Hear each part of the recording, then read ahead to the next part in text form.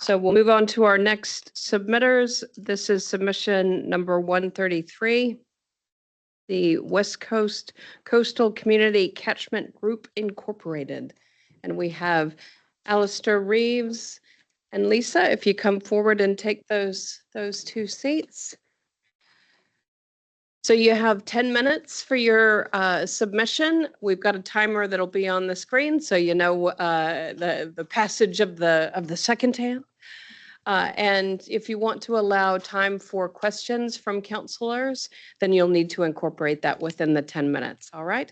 You can take your submission as read, but feel free to elaborate on any particular points you would like to raise.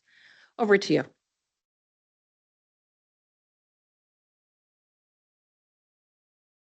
Right, thank you for that. Well, good afternoon. I'm Lisa Marcroft and this is Alistair Reeves. And as the chair explained, we are the co-chairs of the West Waikato Coastal Catchment Group. Thank you very much for the opportunity to speak today to our submissions.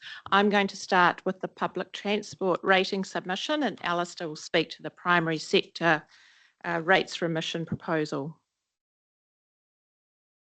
Our catchment covers 55,000 hectares from Te Akau south to just south of Port Waikato. The roads in our catchment are largely single lane, gravel and very windy. Although the distances might look small on a map, for many catching a bus would require a 30-minute drive on these 20 to 30-minute drive on these narrow windy roads and another 30 minutes on State Highway 22 and or Wainarro Road. Without major improvements to our roading, access to public transport by our community severely limits our use of public transport. For this reason, we believe the regional Waikato unserviced rate is significantly more appropriate for our catchment than the central Waikato unserviced rate. If I can ask you to look at your maps, what we propose is that the yellow be extended down from, say, Port Waikato, right down to at least Te Akau south. And it's hard to tell, but possibly 15, 20 kilometres, perhaps more, inland from the coastline.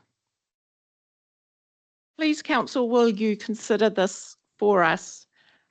I'm happy to host you all for a morning tea so you can see for yourselves the travelling times required. Contrary to our submission, we have no evidence to support the need of a shuttle bus service at this time. We sincerely apologise for this inclusion in our submission. We are a new organisation and some of our policies and processes are not yet as they should be. And this aspect of the submission was not put through our committee for approval. In summary, and further to our written submission on the public transport rating proposal, we strongly urge Council to extend the regional Waikato unserviced public transport rate to include all of the West Waikato coastal catchment area. And we do not have evidence of need for a shuttle bus service at this time. Thank you. Alistair will now speak to the primary industry rates remission proposal. Thank you very much for this opportunity to speak to our submission.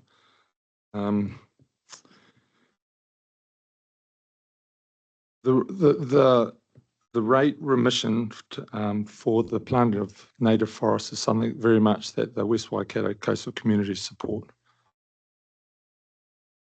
We see this rates remission as one way in which the WRC can support farmers.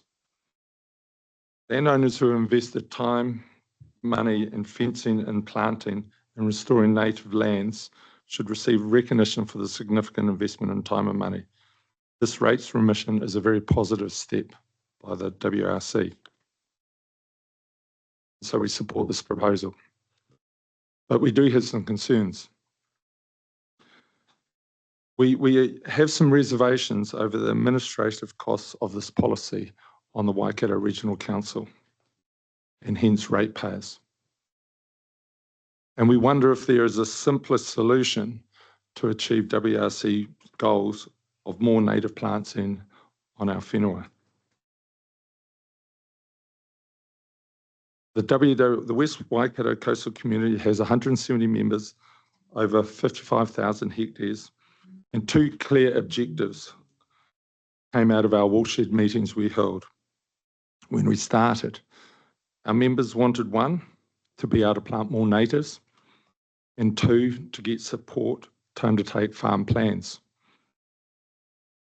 Considering what has been proposed by, one, the Commissioner for the Environment, Simon Upton, and two, the government, to support their uptake of industry-approved farm plans, we as a catchment would suggest that WRC, giving rates remissions for farm plans, will achieve more planting of native trees and far more improved environmental outcomes than just supporting planting natives. There's huge benefits to the WRC in accepting this proposal. There is no cost as independent auditors are involved in carrying out these farm plans. There's a reduced need for backroom staff in WRC to administer farm plans, once again reducing costs.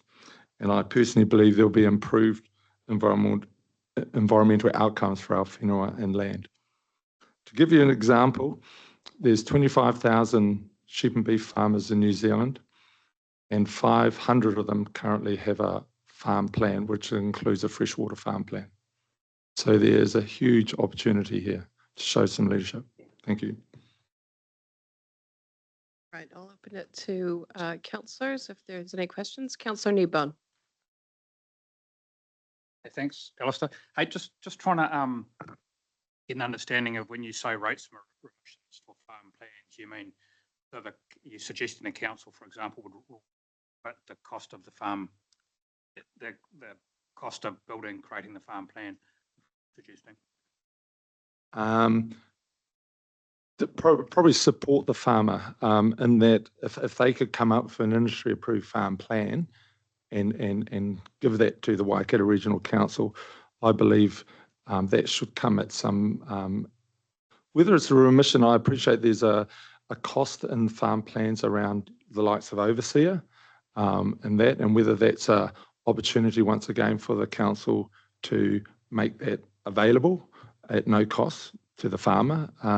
So it's trying to provide positive incentives really around those farm plans because they do come at a cost, but I think they have a huge environmental benefit to everyone involved.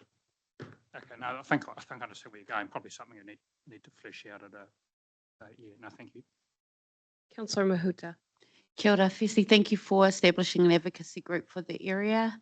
It's been a long time coming. I'm from Huntly, well, the other side of Huntly West. I understand what's happening out in Murray just by relations. My question is related to transport. Traditionally, the area has kind of been half in education and health, half in Auckland and half in the Waikato for the purposes of those agencies. Is that still the case? Because it would impact the transport services provided in terms of education and stuff. I'm not sure if it's still the same, but your area used to fit squarely between planning districts in education and in health. Is that still the case? I know it's one council area, but in terms of education funding, it would be. I personally don't think we've got the answer for that one, but we could do some research on that. I know we could too. I just wondered if that's one of the reasons why, because sometimes the funding for education comes through that vehicle. So if we could follow it up through the Transport Committee, because it's one of those traditional areas in our region where you're kind of a little bit funded out of Auckland, a little bit funded out of the Waikato. So I wouldn't want to make it harder for you Thank you. or more complicated. Thank you very Thank you. much. Like the sound of that. Councillor Dunbar Smith. Yeah, something Councillor Nebo and we're just looking at in terms of the maps. You're actually suggesting a redraw of the map so that almost from Huntley out into that seaward side, given it's rural, does not fit into the current coloured blue area. It becomes orange. Is that correct? And do they have our staff aware of that when we've had discussions? What your proposal is? So yes, that's correct. I believe, or we believe, sorry, the catchment believes that this should be at least yellow down to Raglan. And if I was a Raglan South resident, I would be taking it all the way down. Right. Sorry, we can only really speak on behalf of our catchment, but I'm sure that there are other communities that would, that's right. Great. Thank you very much for your submission. Thank you for putting in a submission, and thank you for showing up today to speak to it. It's really important to take these opportunities to share your thoughts with councillors on what's best for your communities. So thank you for your time. Thank you very much. Kia ora. All right.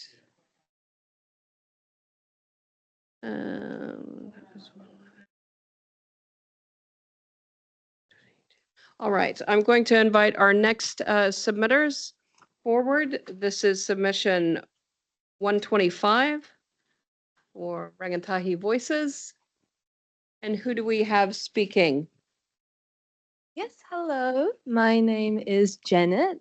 I've been with Rangatahi Voices. Janet? Janet, yes. Janet? And this is Daniel. Janet and Daniel. So Janet and Daniel, again, I don't know if you heard before, but we have a 10-minute clock on the screen so you can see as the time passes. You can assume that we have read your submission and take the time to highlight some particular areas you'd like councillors to really focus in on. If you want to allow time for councillors to ask questions, you just need to allow for that in the 10 minutes. All right, over Thank to you. Yes, so hello, my name is Janet, and this is Daniel. We're here on behalf of Rangatahi Voices, which is a youth forum part of under the Regional Council. We meet every fortnightly to discuss issues relevant to youth and advocate for a youth voice in the region. So yes, my name is Janet. I'm from the first year student studying law at University of Waikato, and Daniel introduces. My name's Daniel. I live out in Gordonton, so extended Waikato area, and I'm a final year 13 student at St. Paul's Collegiate School. Cool. We wanted to focus our oral submission on the transport services section specifically. We acknowledge that youth is the demographic that benefits use the transport system the most. Particularly university students and those in high schools. So I guess having a youth perspective on this topic here is probably very beneficial for both the youth and for the council itself. And we had a discussion over at one of our conferences, and the team decided that we prefer option 1 for particular reasons, and I believe that's the option that council prefers as well.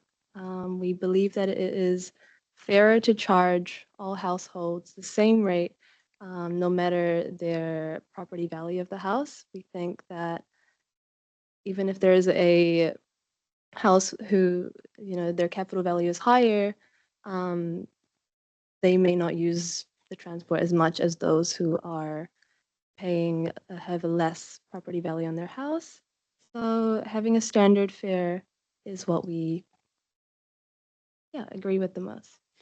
Yeah, and we recognise that it's a good thing, obviously, to have people using buses because there's less congestion and it's better for the environment. But within this scenario, we believe that the fairness of reflecting these rates outweighs these considerations, particularly in recognising that people will use buses if they're cheaper, but the cost of providing buses needs to be reflected in the prices that people are willing to pay within these buses. And to that extent, if these subsidies are contributed more by people who are less likely to use buses, which in this case, if you have higher land value, higher house value, you are just less likely to use buses if by that option they pay more and don't end up using the buses. It's just not fair, and we as Rangatahi Voices don't believe that we should approach it like that. Yeah. So we've taken a more of a fairness approach in this and saying that, yeah, everyone should pay the same rate for riding the buses. And as youth, we'd love to have more buses available running more often as possible, so we can, just get on a bus and go where we want, when we want. But we realize that it does need to be also a sustainability factor, and not just environmentally, but also economically sustainable and fair to all the residents within the Waikato area. Yeah, we also considered the option of having either flexi buses or like a mixture between buses and cars to run more frequently. There was some discussion on that. Yeah, we did consider that option, and I think that most of us did like that idea if it was possible to implement. But yeah, I think that's kind of our main perspective on issue of transport.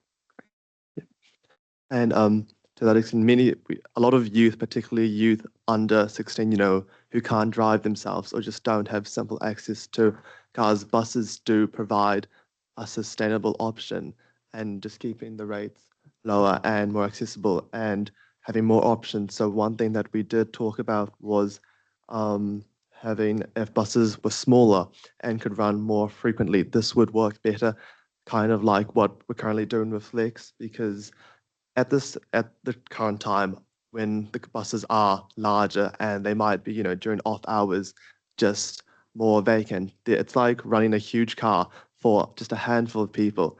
And, it's a tough one because obviously you have to have enough transport on peak hours to sustain the population, to sustain the peak during hours. But then during the off hours, for youth under 16, particularly like during weekends, during off days, having these smaller buses and just more flexible options might be more suited to youth and who are just the primary demographic for these buses. Yeah, we just think it's a lot more sustainable economically and environmentally to have in less peak hours, having smaller, perhaps flexi buses running during those hours. Thank you. Nice. Any other points you'd like to raise? I think that's our main points. We have a Councillor Kneebone. Oh, sorry. Wait a minute. Sorry, Councillor Kneebone. I did not have my order right. I've got Councillor Hughes, Councillor Graff, then Councillor Kneebone. Thank you, Councillor Madam Chair. Hughes. I'm absolutely, thank you both for coming in. I'm absolutely delighted to hear young people talking about alternative ways that we may be able to model our transport system. And I can only encourage you, when you're in your group, to come back to us at some stage with your thoughts and ideas. I know you presented them today and in your submission, but I'd like you to have a think about a possible Uber type community arrangement, where it's, you have to involve the community in it, but having an Uber type arrangement where you can actually summon a vehicle, picks a group of people up, brings them where they want to go, takes them back home and drops them off at their doors. So I'm delighted. Thank you for coming in.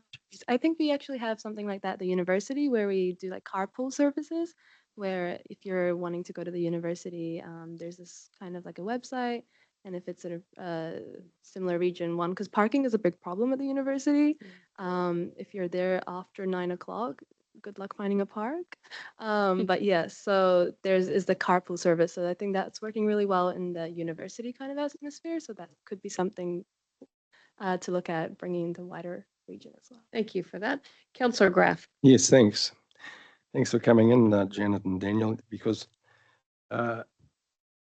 just thinking about the affordability, is the amount you pay for fares, etc. Do you find that affordable, or do you think you could afford to pay more, or your friends and people that use public transport? What do you think their views are on affordability? For me personally, as a university students, we get a subsidy on our rates, which is, first of all, that's amazing, and it's really impacting the students wanting to use buses more, just because they're a lot more cheaper in transport and things like that.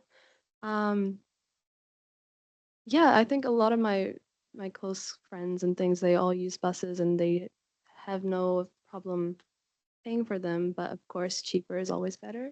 So, um, yeah, it's just that mix of the affordability of what the council can afford to charge for them, and then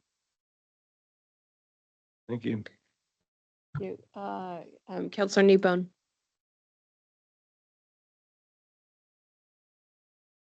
Okay, thank you. Appreciate your submission. Just wondering if you had any thoughts on how to get more people generally using PT. Right. Within this current situation, we realize that these buses operate only centrally within Hamilton. And so I think within the conversation is just having more accessibility, and just better times and just having more options within like the extended Hamilton. Obviously, there's that economic viability of making sure that the buses are still full enough for them to be viable. But I think one thing particularly for like the further away regions is just looking at if there's a way to make them more flexible and also just to incorporate more people within the wider regions. Okay, no, thank you. Thank you. Councillor Strange. Yeah, thank you. Yeah, thank you for your submission and the time that you've put into it.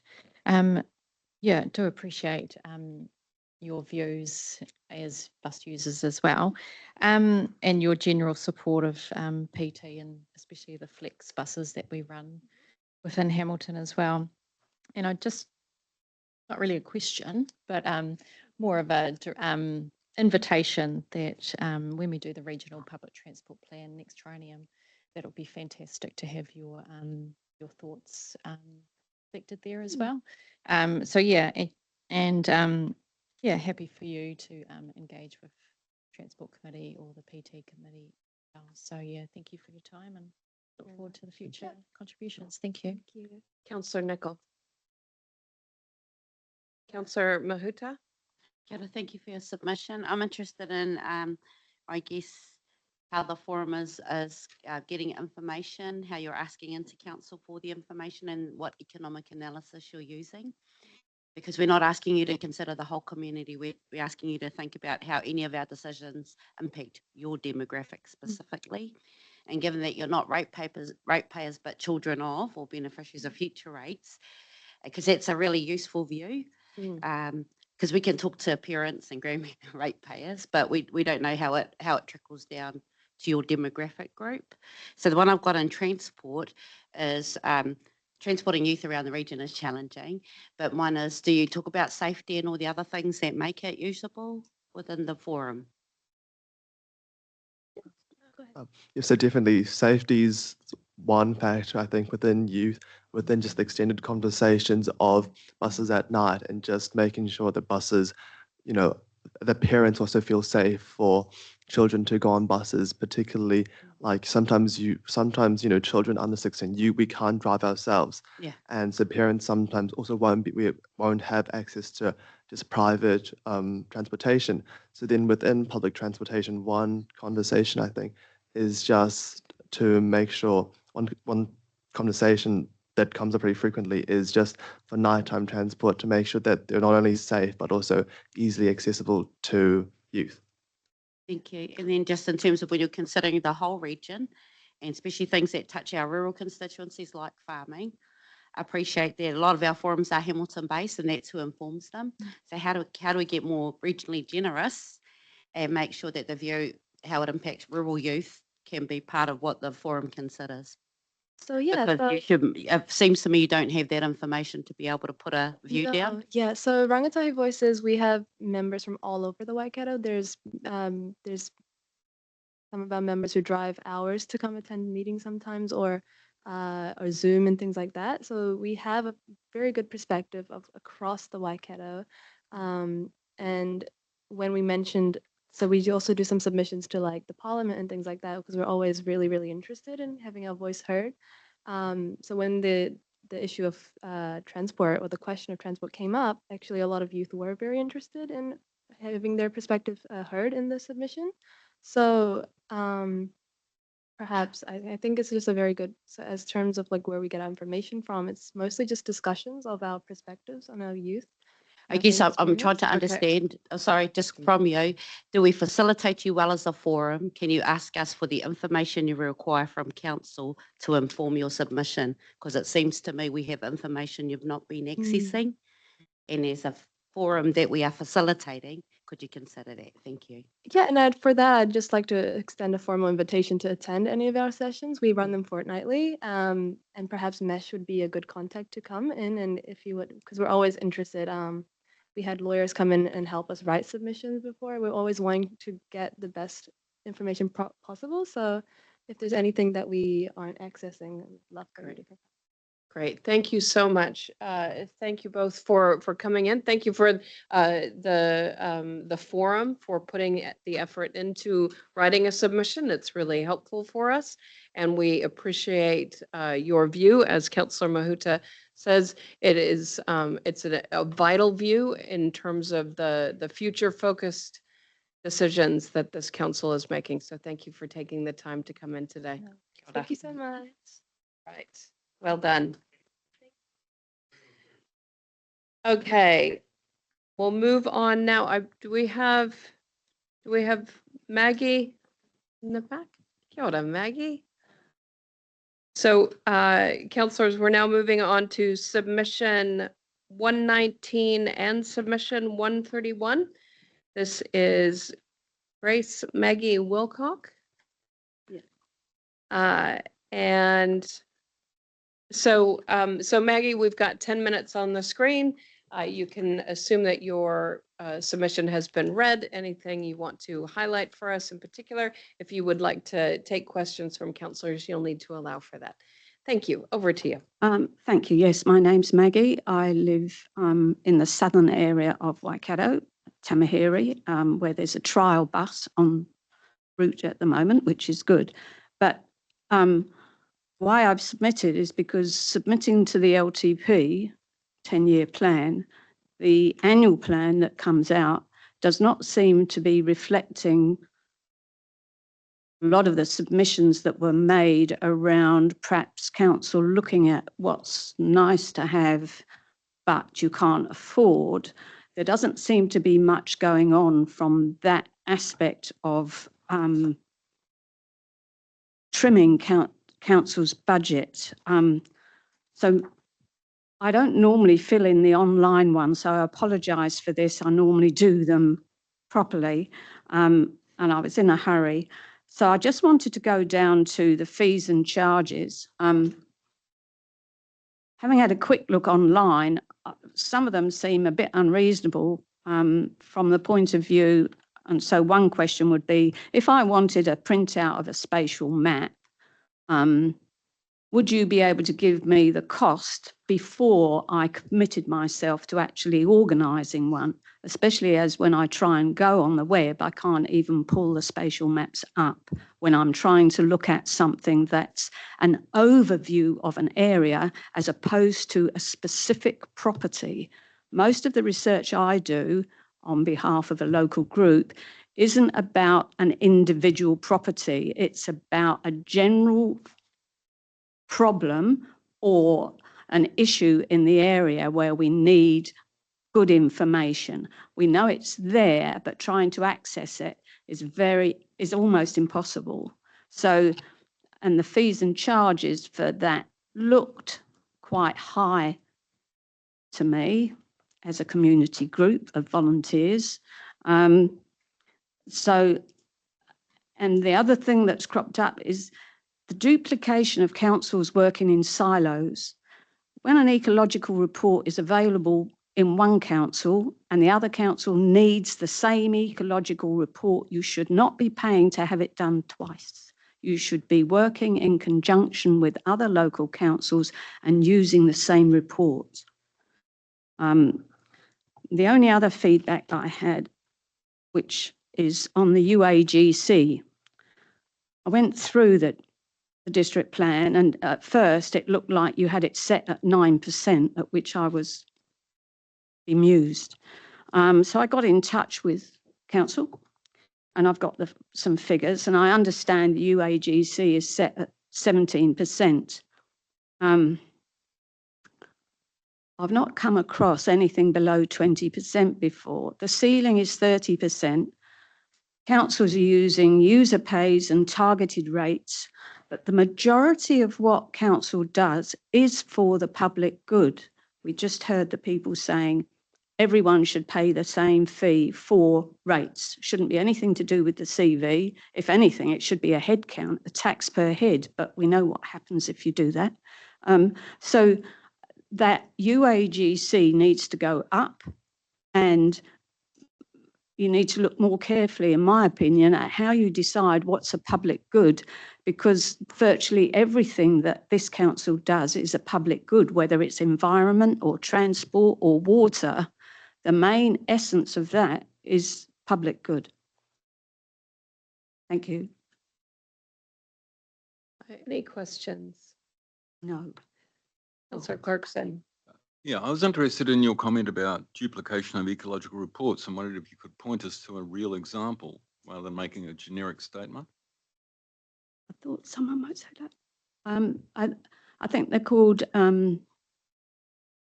it was probably done through WSP, that used to be Opus, and the report was done by Kinetic, and it was to do with the resource consent for the work in the Tamaheri Gully system, where there is a proposed aspirational walkway that's been in existence for the 1990s. And during that time, there's been a lot of work done, but the most recent one is the Kinetic one, and then someone else had to go and get another one. Well, the two councils seem to be working in separation as opposed to working and cooperating together. We can see the cooperation that might happen over water between different councils, but I don't think it goes far enough. I think councils need to be working more beside each other. Even if you identify your ecological group, they have a project team and you have a database that picks up these things, or you talk to each other. It does seem to me there's silo stuff going on quite a lot. Yeah, I'd like to take that offline. I think I know the background to what you're talking around. I think what is important to recognise, though, is that the regulatory agency, the consenting agency for some of the work that's going on in Tamaheri Gullies is actually the regional council, and there is a requirement for certain pieces of information to be available before work can start. And I think there may be some confusion around the role of the regional council versus the district council and what their requirements are. No, I'm fully aware of the RMA and the government legislation and what's required and what you require. I've looked at it and gone through it. I met the people doing the report in the gully, talked to them. I've read the whole document through, and what is required by one council for their purposes still doesn't mean that you have to do the whole study again because the other council has a slightly different viewpoint. You might ask someone to add an addendum, but you shouldn't have to do the whole report again. It's very costly to the ratepayer. Yeah, I accept what you're saying, but the main point I'm making is that the consenting requirement for one council is not the same as the other. By law, there are certain things that have to be done in a particular way. But I absolutely get your point about the degree of duplication. And perhaps we could talk about that sometime offline. Right. Are there any other questions or points of clarification? Maggie, you came in last year and gave us your opinion on the public transport issue. I did. I note on your submission 119, you prefer option 1. So that's what's on offer for Waikato District. You're obviously quite happy with how things have settled after last year's proposals. Yes, I think so. It's working very well, and as I understand it, that because the Tamaheri bus system is a trial, that is still being funded, I believe, by Waikato. I'm sure I've got this right, Waikato District Council. Then if it's retained and becomes permanent, then it would go back to a service charge under regional council, as opposed to the slightly lower unserviced rate as it is. Yes. It doesn't matter to me. I have a 50-minute walk to get to the bus, which isn't very practical, so I probably won't use it, but it's fair to do it like that. Okay, no, I think you've got it. Thank you very much. Thank you. With that, I'll thank you very much for coming in, Maggie. Thank you for your submissions. Thank you for your continued interest in providing input to Waikato Regional Council. It is always helpful and always welcome. Thank you. Thank for you your very time much. Thank you, today. everybody. Thank you. All right, our next submitter is online. We've got, so this is submission number 138, the Disabled Persons Assembly, New Zealand, and I understand we have Patti Poa online. Kia ora. Got it, Patti, can you hear me? Yeah, I can hear you. Can you hear me? Great, and we can hear you. So Patti, we've got 10 minutes on the clock. Hopefully you can see that from your end. So you can take your submission as read. Please feel free to highlight any particular items that you would like us to focus on. And if you want to allow time for counselors to ask questions, please do that within the 10 minutes. Beautiful. Over to you, Thank Patti. Tēnā koutou, tēnā rā tātou katoa, ngō ngā pia hau, he uri ahau o Ngāti Maniapoto me te Ngāti Tūwhare toa, ko Peripo tōku ingoa no reira kia ora mai tātou katoa. To the hearings chair and elected members, thank you for the opportunity to present on the annual plan. I'm here today, I'll just give you a bit of a background of Disabled Persons Assembly. We're a not-for-profit pan impairment organisation run by and for disabled people. We work on systemic change just to create an equitable society based on Te Tiriti o Waitangi, the United Nations Convention on the Rights of Persons with Disabilities, and the Aotearoa New Zealand Disability Strategy, and I work as one of their policy advisors. First and foremost, I just wanted to pass on thanks to the Waikato regional staff, civil defence and local community members for their support and continued recovery efforts after Cyclone Tam. We also wanted to applaud you on the Bus It Free Fare scheme for our disabled community, because disabled bus users, just their lives have been transformed from it, and also they commented on the full rollout of the accessibility cards, which has just been amazing for our community. Unfortunately, one of our local Waikato DPA members was going to speak, but she has just returned from a huge kaupapa for our Māori disability community and is unable to join today, so it's just me. I'm again assuming you've all read it, so I just wanted to focus on a few key areas. One of them is public transport, which is very important for our disabled community. We did note that Regional Council and Community of Waikato are working together to develop the different accessible community transport solutions. And we just wanted to again reiterate, we know a lot of the rates increases are going to be around investing in public transport. So we wanted to just again highlight the importance it is for disabled to live independent lives, and for that the necessity of an accessible public transport system.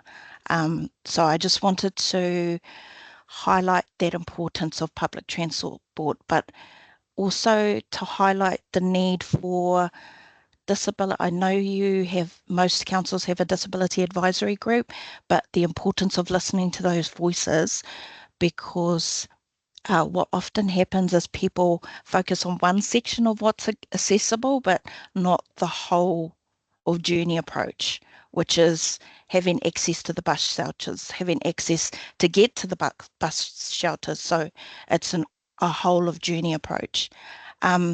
So one of the things we do regularly ask is the inclusion of disabled people's organisations, your own disability community, in the actual discussion. And one of the specific recommendations we did want to make is having one of the Waikato disability community having a seat on the regional transport committee, because it's in those places that we can be an integral part of making decisions. One of the things we talk about is what we call whole of journey approach and the accessible journey. And what I like sharing is an example, just so people can get an idea of what that looks like. So our example was Moana is a wheelchair user going out to run a few errands. Moana wants to visit a public service. She's waiting for her modified car funding, and her support driver can't drive her there, so she has to use a wheelchair to go out. On the way, they find someone has left an e-scooter across the walkway. So Moana is forced to go onto the road to get around it. And Moana gets halfway to town and finds a curb corner is being repaired. So has to consider their wheelchair battery life and finding an alternative route or risk going onto a dangerous road.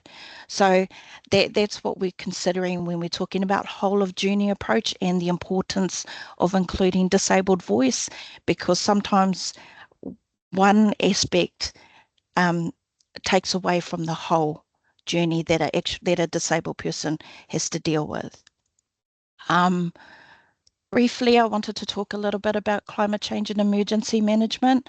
I know that currently Waikato Emergency Management is working with Regional Council around this, and we've just recently recovered from Cyclone Tam. We just asked that, again, disabled are included in those conversations and that collaboration between Council and Waikato Emergency Management. And because we're the most at risk, in terms of being at risk, we're the ones, it's harder to find accessible housing for us. Some of the actual evacuation places aren't accessible. There were stories of people who weren't evacuated during the flooding and people rescuing them and the water was to their neck because they couldn't escape. So it's these things that we're the most at risk during these emergencies. So I know that Council works with emergency management, but it's considering we need to have our voice, not just with emergency management plans, but with climate adaptation policies. So that's one thing we would like to actually raise and highlight, because it's quite important. And I think the final thing, ka huri ahau ki ngā tangata whaikaha Māori. I turn to Māori disabled as both tangata whenua and mana whenua. And I am tangata whenua. I'm not mana whenua of Waikato. So we just wanted to acknowledge our Māori disabled whānau, which is why I would have really appreciated Helena, who is Māori disabled and lives in Waikato. But one of the things we noted is there's a lot of Māori organisations that work with Council, and one of those was Tairanga Whenua. So again, that interweaving of tangata whaikaha Māori into those conversations, because they provide the aspect of not just being tangata whenua, mana whenua, but also in terms of being whānau haua, which is Māori disabled in connection with our iwi, hapu and whānau. So we just wanted to offer that opportunity just to enrich the perspectives of that rōpū. And I conclude with the final ask that Council continue to involve disabled people and tangata whaikaha no aspects of planning and discussion. In other words, nothing about us without us. So, Chair, we're now open to questions from the panel regarding the submission. Thank you for that, Patti. Much appreciated. We've got a question from Councillor Nicol. Kia ora. I recall initiating a conversation after the long-term plan submission, because I saw your comments in that one about climate linked. And so I recall a Zoom call with about 5 or 6 people, may as well as been yourself as well. And we talked about the fact that you have an MOU with a number of councils. Do you, and I was wondering whether, how many of those you have, or whether any progress had been made with Waikato Regional Council on setting up an MOU? I'll need to get back to you with that info because I wasn't actually a part of that meeting. So I'll check to see if there isn't. So you mentioned a memorandum of understanding with Waikato Regional Council? So my understanding was that Disabled Persons Assembly has a memorandum of understanding with a number of councils across the country. And that then outlines the kind of relationship and when engagement happens and that type of thing. And that there was a desire to seek one with Waikato Regional Council. So if that desire still exists, I'd be keen to know where that process is at. Thanks. I will actually check up on that with our chief executive, Mojo. So yes, she was on the call. Oh, great. Yes, Awesome. I will follow up with her on that because, again, it's been quite, yeah, definitely. Thank you. And I'll get back to you on that. Right, we have another question from Councillor Dunbar-Smith. Yes, I note in your submission that Waikato Regional Council was the first to implement the 100% accessibility. Have any other councils adopted it since? No, but we do regularly use your example when we're addressing the other councils. Yeah, definitely. It's just the stories back from our Waikato disabled community just talk about how much more freedom it gives them to actually, because here in Northland, a lot of our public transport services are not accessible either. So, except for Whangarei. Whangarei is the only area. So we do use you as an example of how it should be. Right. Thank you for that. We love it when people uphold the work we do nationwide. I think that's fantastic, and thank you for doing that. Oh, Councillor Mahuta. Nei anō te mahi ki a koe Patti mo te hunga haua e kawea mai nei koe tō rātou reo, so thank you. Just by connectedness, thank you for speaking into the matters that most directly impact the people you're advocating for. I'm just mindful, we just heard from the Rangatahi Futures Committee of Council, and there's probably room for that group to be grown in terms of their knowledge around disabilities and speaking with communities with mixed ability me key. So please, on behalf of, just forward your advocacy to seeking Rangatahi membership in that committee, because they've got probably more capacity to grow the future view around inclusive settings and things like that. So hewe, hei koha ki a koutou, kia ora. Ngā mihi tō kohane. Hey, thank you very much, Patti. Thank you for your submission. Thank you for appearing before council today to speak to that submission. It is very much appreciated. Ngā mihi nunui. Great. All right. Now, councillors, we do have our final 2 submitters either in the room or online. So with everybody's indulgence, can we just continue on? Yes? All right. Okay, so we'll go forward to submission 124. That's Journeaux.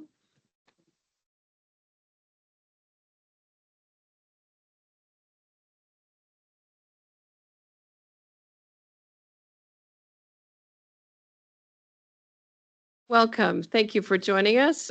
You've probably heard the rundown before. You've got 10 minutes, and if you want to allow time for questions, please accommodate that within the 10. Over to you, Phil. Thank you, Madam Chair, councillors. My submission is around the rating proposal which relates to the public transport. In the original proposal, it was stated that the public transport system was defined as a public good. I hate to tell you this, ladies and gentlemen, it isn't. It is very much a private good. And the people who benefit from that are the people who use the buses. The document also commented on other aspects such as reducing congestion, improving road safety, reducing carbon emissions, and giving businesses access to a wider pool of workers. Incidentally, the latter is not a public good either. It's absolutely a private good.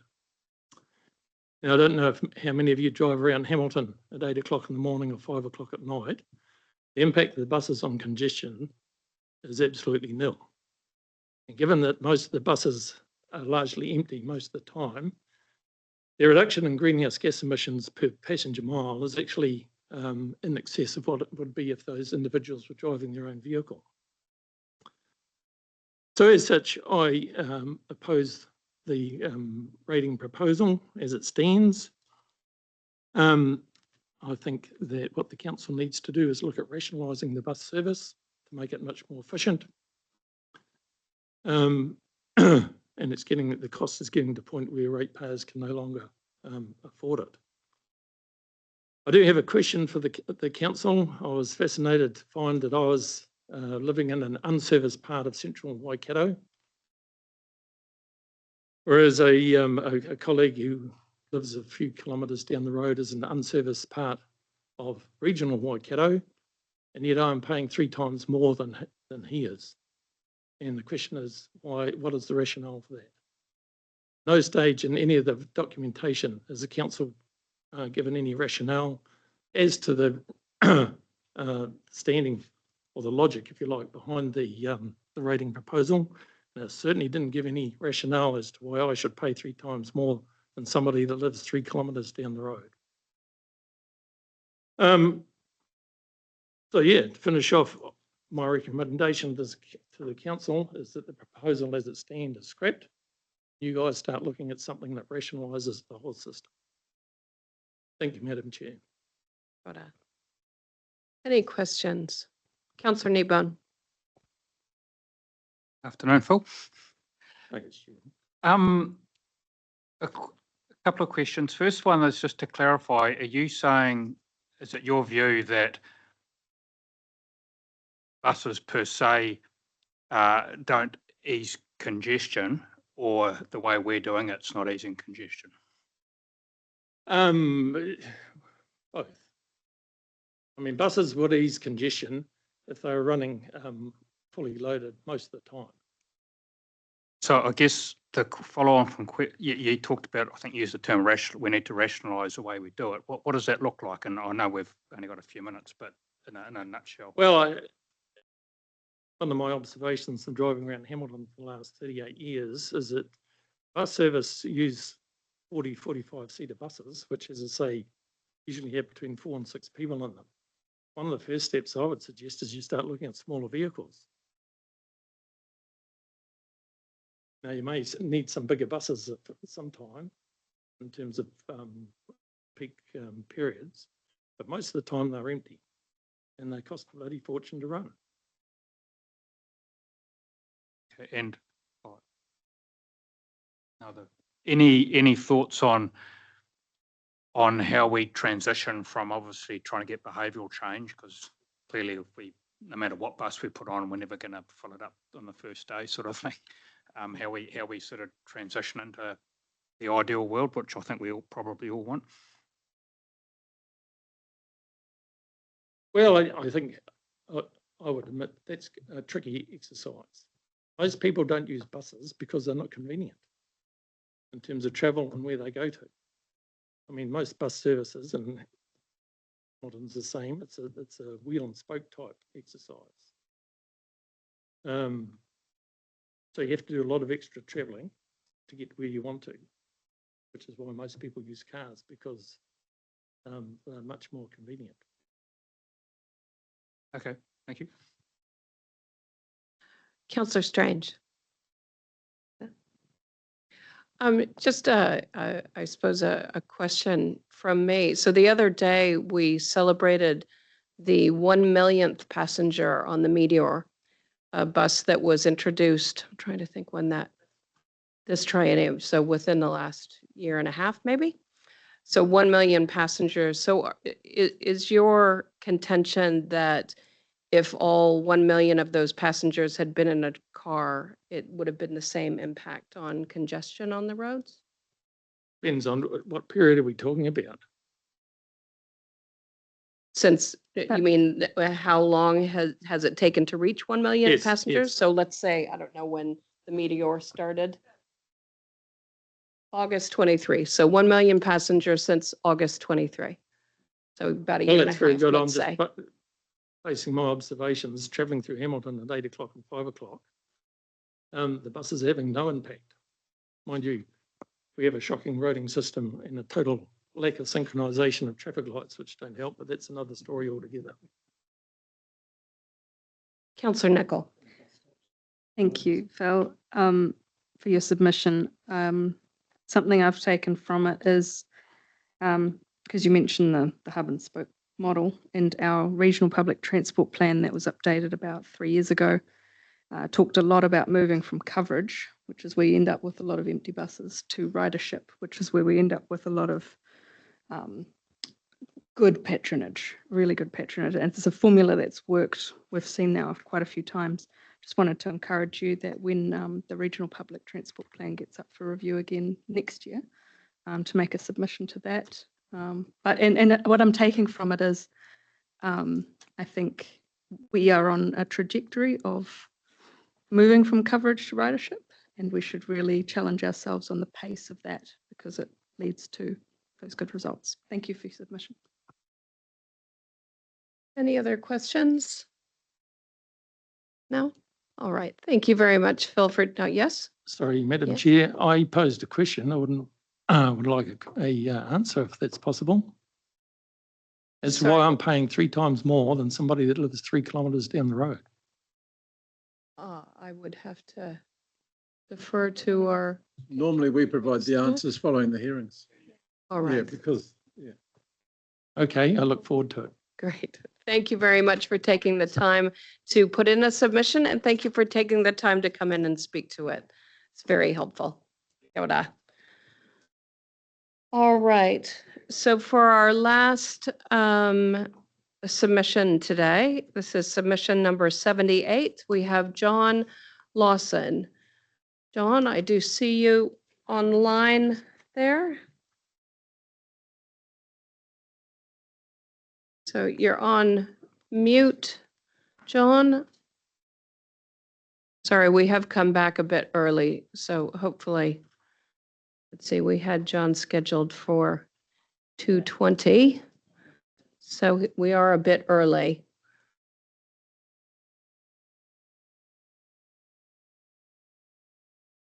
So we might just, we'll just adjourn, councillors, and we'll try and send a message to John, and yeah, we'll just take a few minutes break, all right? So meeting adjourned 2:08.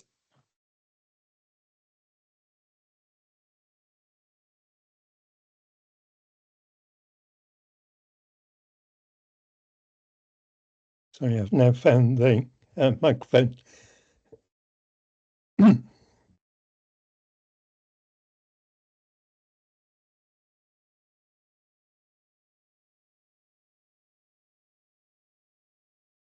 Sorry, John, did I hear you?